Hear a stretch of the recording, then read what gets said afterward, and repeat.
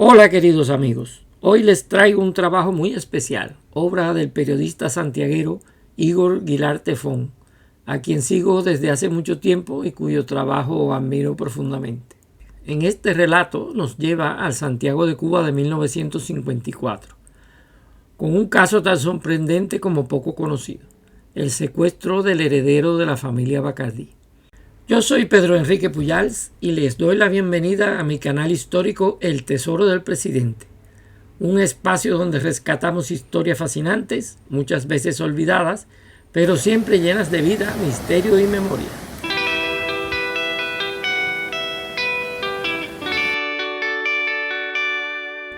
Antes de continuar, deseo expresar un agradecimiento especial a Claudio Félix Hernández por su valiosa aportación de información histórica que hará posible nuevos contenidos en este canal. Y gracias también a todos los que apoyan el Tesoro del Presidente, especialmente a quienes lo hacen a través de Supergracias. Este canal también es posible gracias a ustedes. Igor es ganador del Concurso Nacional de Periodismo Histórico de 2020. Lo más interesante en este reportaje es que incluye detalles inéditos, información obtenida directamente por el autor a través de entrevistas personales con un antiguo trabajador de Bacardí, testigo directo de los hechos, y con antiguos compañeros de estudio de Facundito. Estamos, por tanto, ante un trabajo con un importante valor testimonial, prácticamente exclusivo. La familia Bacardí constituye además uno de los ejes centrales en la investigación de Guilart Tefón, quien aspira a reunir crónicas como estas en un futuro libro.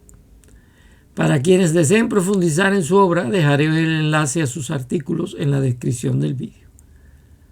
La narración que escucharán a continuación corresponde fielmente al texto original publicado por el autor y ha sido respetada en su integridad para mantener su esencia y su autenticidad, y por eso no he querido ponerla en mi voz.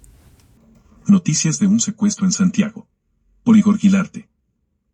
Facundito Bacardí Bravo tenía 8 años el 19 de febrero de 1954. Se levantó y desayunó temprano, como todos los días. A las 7:30 estaba listo para ir a clases. Tiernamente lo despidió la madre. La mañana, fresca y apacible, transcurría rutinaria ese viernes en la casona del aristocrático reparto Vista Alegre, sin que nadie pudiera presagiar que la seguridad de aquel hogar de porcelana estaba a punto de romperse en pedazos. Afuera, a la puerta de un lustrado Chevrolet, modelo Pisicorre del 53, lo esperaba el chofer Guillermo Evaristo Rodríguez, un muchacho de 27 años, trigueño y bien parecido, que apenas llevaba 7 meses al servicio de la casa. La máquina rodó por calle Cuarta la media cuadra que converge en la carretera del Caney y se incorporó a esta vía rápida para dirigirse al Colegio Dolores, escuela católica en el centro urbano. Pero iba despacio, misteriosamente despacio. Solo había avanzado unos metros cuando de un matorral en la cuneta saltó un individuo enteco y de pelo enmarañado para interceptar la marcha. Tras ingresar bruscamente al asiento junto al conductor, que permaneció paralizado al timón, el intruso esgrimió un cuchillo para conminar al niño en el asiento trasero de no hacer el menor movimiento. «Dale, arranca», ordenó a Rodríguez. Este pisó el acelerador y no paró hasta Charco Mono, en las afueras de la ciudad. En ese punto agreste el salteador dio la orden de rutina: «Lleva esta nota a los padres. 50,000 pesos o no volverán a ver a su hijo». Y se desapareció con el rehén por una garganta de monte. El chofer, pálido y consternado, no se atrevió a hacer pregunta. ¿Qué más aclaración? En sus propias narices habían secuestrado al hijo de Daniel Bacardí Rosell, uno de los industriales más prestigiosos y acaudalados en Santiago de Cuba. Se llevaron a Facundito. 1 hora después de haber salido con el chico, Evaristo Rodríguez regresó a la residencia Bacardí Bravo para dar, cariacontecido y con voz quejumbrosa, la noticia que ninguna madre está dispuesta a oír. 2 desconocidos lo habían asaltado a punta de revólver para arrebatarle a Facundito y pedían que él mismo, solo, llevara de vuelta la recompensa a algún lugar en el tramo de Santiago a Palma Soriano. Graciela sintió que las rodillas no le respondían y quebrada por la impresión envió a Evaristo a poner al corriente a su esposo en la destilería. La espantosa novedad sorprendió al vicepresidente de la compañía Ron Bacardí conciliando la producción de alcohol con su primo Ernesto Lai. Se llevaron a Facundito, volvió a recitar el chofer. Durante un segundo, Daniel sintió que las palabras lo cruzaban como un trueno seco y lo quemaban por dentro, pero habituado al actuar cauteloso y a manejar en detalles procesos complejos, indicó a Rodríguez que lo acompañara al cuartel Moncada para hacer la denuncia. Evaristo se tornó resorte: fíjese bien lo que piensa hacer, don Daniel, la nota de los bandidos dice que si involucra a la policía el niño puede morir. El ejecutivo Bacardí advirtió que su empleado había puesto marcha atrás, y en un rincón de su cabeza empezó a anidar una velada sospecha. Yo sé lo que tengo que hacer. Sígueme, respondió con seguridad automática. Por tierra y aire. La desaparición derivó en movilización general. Las fuerzas públicas desplegaron 500 hombres y cientos de civiles dejaron las calles desiertas para enrolarse como voluntarios. Buscaban la mínima pista que los condujera al paradero del chico y sus captores. Montaron retenes para registrar los vehículos que entraban y salían de la ciudad, recorrieron fincas y caminos vecinales, hasta dispusieron de rastreo con un helicóptero estadounidense solicitado por Pepín Bosch, presidente de la compañía ronera, al cónsul de Estados Unidos, quien de inmediato telefoneó al comandante de la base de Caimanera para garantizar ese apoyo aéreo. La familia Bacardí, sin duda, tenía influencias. En poco tiempo el murmullo de lo ocurrido voló por todo Santiago con la temprana urgencia que había tenido el secuestro, y una multitud de simpatizantes rodeó la lujosa vivienda en manifestación de solidaridad. Incluso el arzobispo Pérez Serantes, tan pronto supo del incidente, se presentó con rezos de esperanza. Usted dirá que es porque los Bacardí son ricos, comentaba el taxista que condujo hasta allí al reportero de Bohemia recién bajado del avión para cubrir el sensacional suceso. Pues no, señor, no es por eso. Se trata de que es una familia respetada y querida, y de un niño indefenso. Flotaba el terror en el ambiente, las miradas macilentas, la alarma en todas partes. Corrían lágrimas por las mejillas de jovencitas, las señoras piadosas elevaban con sus rosarios plegarias a la Virgen de la Caridad para que devolviera al niño sano y salvo. En tanto, en una habitación de la casa, la nana del niño se lamentaba con las manos en la frente: «Ay, si yo pudiera ser un pajarito para volar y encontrar a mi Facundito». Pájaros de mal agüero no faltaron, ya a esta hora debe estar muerto, esos forajidos no se andan con titubeos. Dinero fraccionado. Titubeaba Guillermo Evaristo ante cada pregunta en el despacho del coronel Chaviano, quien se hizo acompañar por el jefe de operaciones, comandante Pérez Chaumont, y el capitán Agustín Labastida, jefe del servicio de inteligencia del regimiento, SIR, nombres archiconocidos desde la sangrienta fecha del 26 de julio, meses atrás. Eso sí que no se andaban con vacilaciones, y el chofer lo sabía. Entre presiones y sudores, Rodríguez se aferraba a su coartada inicial y subrayaba que la nota mecanografiada por los malhechores insistía que él, y nadie más que él, debía llevar la suma exigida. Pepín y Daniel verificaron los trámites para pagar el rescate. A media mañana fueron al Banco Nova Scotia, en Enramadas y Padre Pico, donde la empresa guardaba sus depósitos. Extrajeron el dinero en las denominaciones que en la carta tuvieron el cuidado de enumerar: 20,000 en billetes de 1 peso, 10,000 en billetes de 5 y el resto, o sea, 20,000 en billetes de 10 pesos. Debían ser billetes usados. Firmaba Acción Revolucionaria Cubana. Aunque no fue necesario dar a los secuestradores el dinero exigido, hubiéramos dado el doble con tal de devolver la tranquilidad y felicidad al hogar de Danielito y Graciela, expresaría después a la prensa Bosch, emparentado de hecho con los Bacardí, y todo un maestro en el arte de la propaganda. Los ojos de Guillermo Evaristo se botaron de sus órbitas cuando tuvo delante la abultada maleta olorosa a dinero manoseado. Ya podía irse a la carretera para ver si hallaba a los secuestradores. Pero ciego de ambición, no contó con una jugada de riposta. En un parpadeo le cambiaron el maletín de billetes por otro repleto de papeles.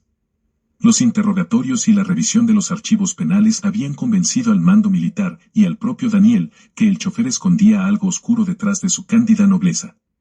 ¿Qué podía ocultar? ¿Quién era en verdad? Guillermo Evaristo había sido miembro de la Marina de Guerra Nacional. Lo licenciaron por conveniencias al servicio. Elementos de juicio, o de vicio, pesaron en su contra: era dado al juego, la bebida y las drogas. Con su corazón de madre en la mano, María Segurado rogó al contraalmirante jefe de la Marina que permitiera su realistamiento, para que el hijo no se le perdiera en malos pasos. Mas su gestión resultó infructuosa. Evaristo se quería casar, pero no pasaba de ser un muerto de hambre. Así que pensó obtener dinero por la vía rápida y sucia. Se propuso trabajar para algún rico al que pudiera secuestrarle un hijo y extorsionarlo. Luego enterraría el dinero de la recompensa en una playa próxima a Ciudamar, hasta que la marea tomara su nivel. Su primera presa fue un farmacéutico establecido en calle Trinidad esquina a San Pedro. Quedó en el ensayo. Con frialdad premeditó su fantasioso plan 7 meses antes. Influyó a su hermana Cecilia Rodríguez, quien había sido reina de carnaval agasajada por la compañía Bacardí, a fin de que recomendara al vicepresidente Daniel tenerlo en cuenta para ocupar su vacante de chofer particular. Así Evaristo manejó entre manos una oportunidad sin igual. Si de Forrado se trataba, el clan Bacardí encajaba a la perfección en su esquema. En principio, no tenía en mente hacer daño al niño. Tal vez asustarlo un poco y retenerlo las horas suficientes. Sin embargo, al calor de un lance criminal nunca se sabe, y cualquier vil estupidez podría virar el timón del destino. Necesitaba un cómplice. Entonces empezó a embullar a un viejo conocido que había sido novio de la hermana de su enamorada y que llevaba tiempo desempleado. Ha llegado la oportunidad que buscábamos, le citó Rodríguez a mediados de febrero. Operativamente su ex concuño debía encargarse de raptar y custodiar a la víctima, mientras él pondría la cara. Ya verás que van a pagar su rescate antes de mediodía, prometió Evaristo con la certeza de una mente maestra. Y, engatusado por la oferta de moneda dura, el pobre Manuel Echavarría París, su compinche de 21 años, se tiró para el monte con Facundito. La noche se les venía encima. Pegado a las 6 de la tarde, Manuel Echavarría seguía sin señales de su amigo y colega de culpas. Por el sobrevuelo del helicóptero y el trasiego de carros militares había podido notar que el cerco se estrechaba. Contaban 10 horas de cautiverio en aquel paraje intrincado, solo habían comido frutas silvestres y, hasta sitiados por la lluvia, habían tenido que esconderse debajo de un puentecito de carretera. Estaban impacientes. Facundito sentía hambre más que nada. En todo momento se portó valiente. Su secuestrador le dijo que tenía órdenes de matarlos y pasadas las 4 de la tarde no había llegado su socio con el pago, aunque en realidad no tenía intenciones de hacerlo. El niño tampoco dio importancia al ultimátum ni mostró miedo, y le afirmó con madera de adulto que su padre cumpliría. Los Bacardí eran gente de palabra. Luego pasó la mayor parte del rato mostrando a su raptor las libretas de colegio con excelentes notas y relatándole episodios de secuestros que había leído en las historietas o visto en el televisor. Harto del cuento y de la insufrible espera, Manuel Echavarría salió del escondite decidido a entregar al niño, a fin de cuentas, le había simpatizado. Un paisano los vio y avisó al teniente Luis Gamboa, jefe de puesto rural en El Cobre, por allá va un hombre caminando a prisa con un niño de mano. Gamboa subió a un jeep con los soldados Mario Grau, Alberto Balmaceda y Miguel Torres y partieron en dirección al sitio indicado. Los vieron cerca del hospital Ambrosio Grillo. Facundito, inquirió en un grito retórico el teniente. Sí, señor, soy yo, recibió como respuesta. Sorprendido con las manos en el niño, el secuestrador trató de escapar. Pero fue perseguido y neutralizado por los guardias. Con Facundito liberado y la confesión sin demora de Echavarría, toda la atención apuntó al chofer. Ley de fuga. Como un mensajero marcado, Guillermo Evaristo había salido del Moncada conduciendo el mismo picicorre en el que viajaba con Facundito al momento del hipócrita secuestro. A su lado tenía la maleta prometida, ajeno, por supuesto, al cambiazo. Pero llevaba un paquete aún más incómodo. Para su desgracia, le habían retirado los asientos traseros del carro para que se acostaran en el piso 2 agentes del CIR, listos para entrar en acción. A distancia prudencial lo escoltaba un jeep con otros tiradores expertos. A la hora en que Echavarría era apresado, Evaristo Rodríguez conducía con los 4 neumáticos sobre la carretera central y la mente en Saturno, tratando de organizar sus ideas. Cerca del puerto de Moya lo mandaron a detenerse. El capitán Labastida, cansado del ir y venir sin sentido, pedía intercambiar con él, pues llevaban horas repitiendo el trayecto señalado sin que nadie apareciera para el canje. En eso estaban cuando por la planta de radio del jeep se informó el hallazgo del niño. Al escuchar aquello, Rodríguez reflejó la tonalidad de un papel. ¿Qué te pasa, muchacho?, indagó Labastida.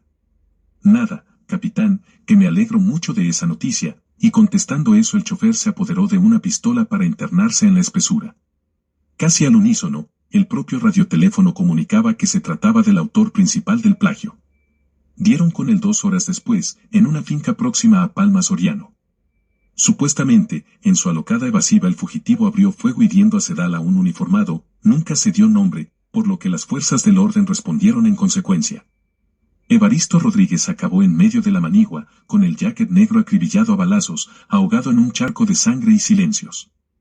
Al pie del muerto, Chaviano juró a la prensa que había caído mientras trataba de fugarse.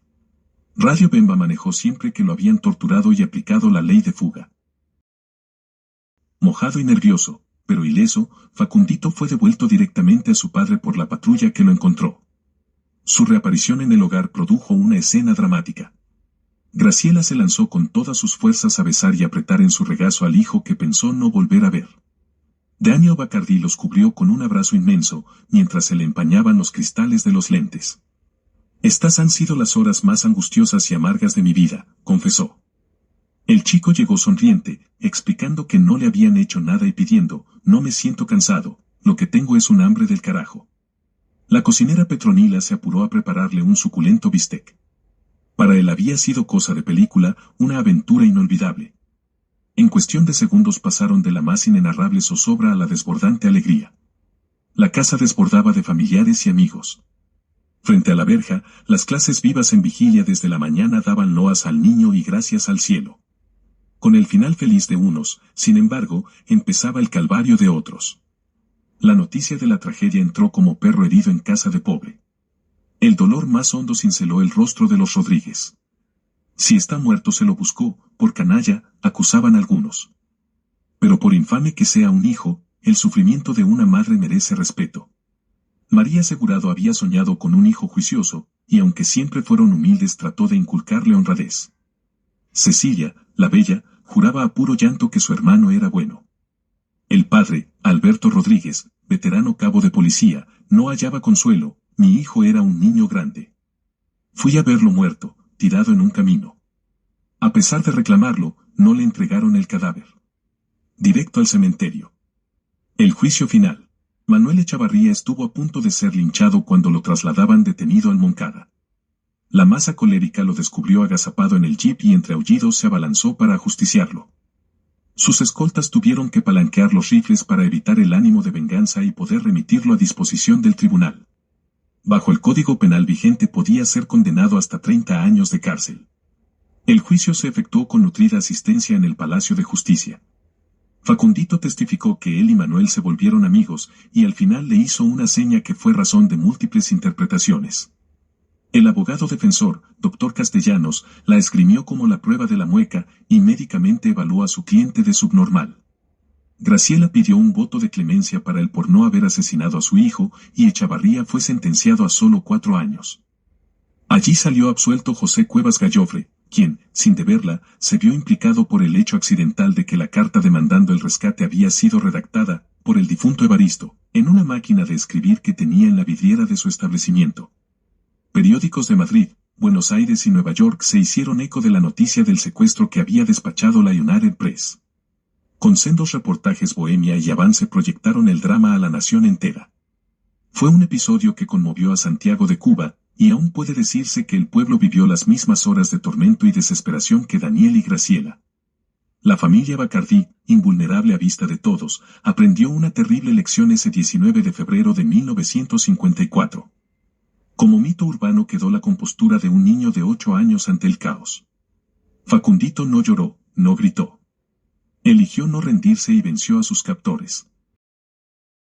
Inmerso en mi proyecto investigativo sobre la familia Bacardí, hace unos años pude saber que aquel niño, ya longevo, vivía todavía. Alguien me dijo que en Panamá, otro que en Europa. Fracasé en mi afán de contactarlo. Y acabé perdiéndole el rastro. Quién sabe si aún goce de vida y salud para juzgar que lo aquí escrito sea invento o verdad. O para contar lo no contado por un Bacardí bravo. Y hasta aquí esta fascinante historia. Si te ha gustado este tipo de contenido, te invito a apoyar el canal El Tesoro del Presidente. Suscríbete, activa la campanita para que no te pierdas próximos vídeos y deja tu like para que más personas puedan descubrir estas historias. Y si quieres apoyar aún más el canal, puedes hacerlo a través del botón Super Gracias, que nos ayuda a seguir creando contenido como este. Déjame también en los comentarios qué te ha parecido esta historia y qué otros temas te gustaría ver en el futuro. Nos vemos en el próximo viaje al pasado. Y ahora te dejo con una publicidad sobre mis libros de tema histórico que están a la venta en Amazon. Hola queridos amigos, yo soy Pedro Enrique Pujals y este es mi libro más popular, El Tesoro del Presidente. La primera parte, llena de suspense y de acción, transcurre en 1917. Da paso a un salto temporal hacia 1898, hacia la guerra de España contra Estados Unidos y su epílogo final en Santiago de Cuba. Aquí encontrarás una intensa recreación de la batalla naval que puso fin a la presencia española en América. En la última parte encontrarás el desenlace a todas las intrigas de la novela. Te quedarás enganchado y enseguida querrás leer la segunda parte de la saga, El último pirata del Caribe, donde te encontrarás sumergido en un mundo de espionaje y de peligros en el Caribe en plena Segunda Guerra Mundial.